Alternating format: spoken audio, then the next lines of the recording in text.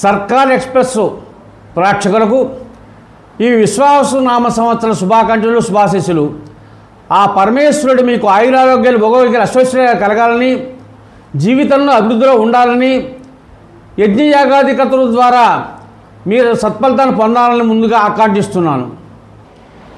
సహజంగా కొత్త సంవత్సరం వస్తుందంటే మన రాశి ఫలితాలు ఏ విధంగా ఉన్నాయి, మనకి ఏ విధమైన ఫలితాలు పొందబోతున్నాము అని ఎదురు చూస్తూ ఉంటారు సహజంగా. ఈ విశ్వావసునామ సంవత్సరంలో అందరికీ కూడా ఆరోగ్యము, ఐశ్వర్యము, ధనము అన్నీ సమకూరుతున్నా కూడా వాహన ప్రమాదాలు, అగ్ని ప్రమాదాలు, ప్రకృతి వైపరీత్యాలు ఇవన్నీ సంభవించే అవకాశాలు మనకి గోచేస్తున్నాయి.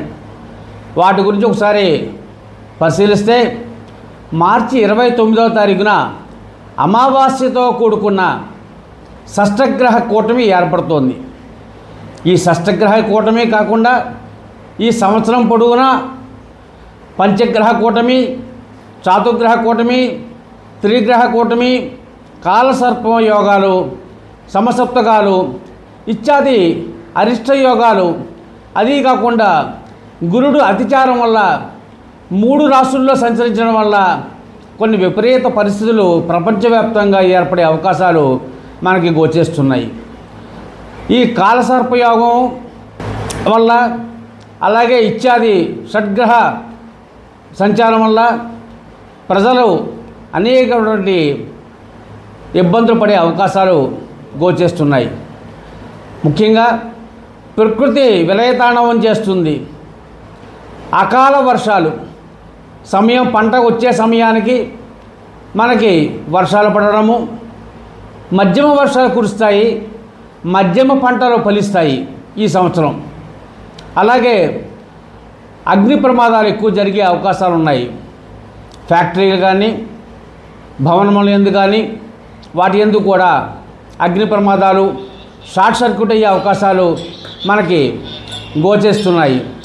అదీ కాకుండా ఈ సంవత్సరం వర్షము ఈదురుగాలుల వల్ల సుమారుగా 40 కిలోమీటర్ల నుండి 100 కిలోమీటర్ల వరకు కూడా ఈదురుగాలులు వీచి వర్షాన్ని ఆటంకం కల్పించి పంట నష్టం వచ్చే అవకాశాలు కూడా మనకి గ్రహస్థితులు గోచేస్తున్నాయి. ఈ సంవత్సరంలో కాలసర్పయోగం కూడా ఏర్పడింది కనుక మనకి సరిహద్దుల్లో ఉండే దేశాలు యుద్ధాన్ని ప్రయత్నాలు చేస్తూ మనని అనగదొక్కే ప్రయత్నాలు కూడా జరిగే అవకాశాలు ఉన్నాయి. కానీ అదృష్టం కొద్దీ మన యొక్క రక్షణ శాఖ అద్భుతమైన చర్యలు తీసుకుంటూ వాటన్నింటినీ కూడా అణచివేసి ప్రజారంజకమైన పరిపాలన అందించి ప్రయత్నాలు చేస్తారు.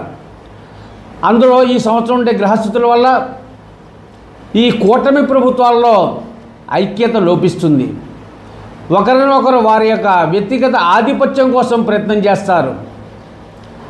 తద్వారా ఎన్ని ప్రయత్నాలు చేసినా కూడా మొత్తం మీద అధినాయకులు సమర్థించుకొని ప్రజలకి అనుకూలమైనటువంటి పరిపాలన చేస్తూ అనేక సంక్షేమ కార్యక్రమాలు ప్రవేశపెట్టే అవకాశాలు గోచేస్తున్నాయి. కాకపోతే వారి యొక్క వ్యక్తిగత జాతకాలు, ఈ సంవత్సరం గోచార ఫలితాలు ఇవన్నీ కూడా పరిశీలన చేసిన తర్వాత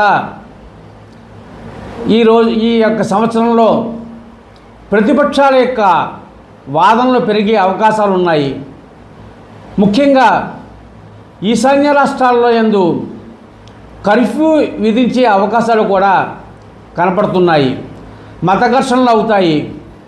అయోధ్య ఇత్యాది రాష్ట్రముల యందు మత ఘర్షణలు అయ్యే అవకాశాలు కూడా కనపడుతున్నాయి.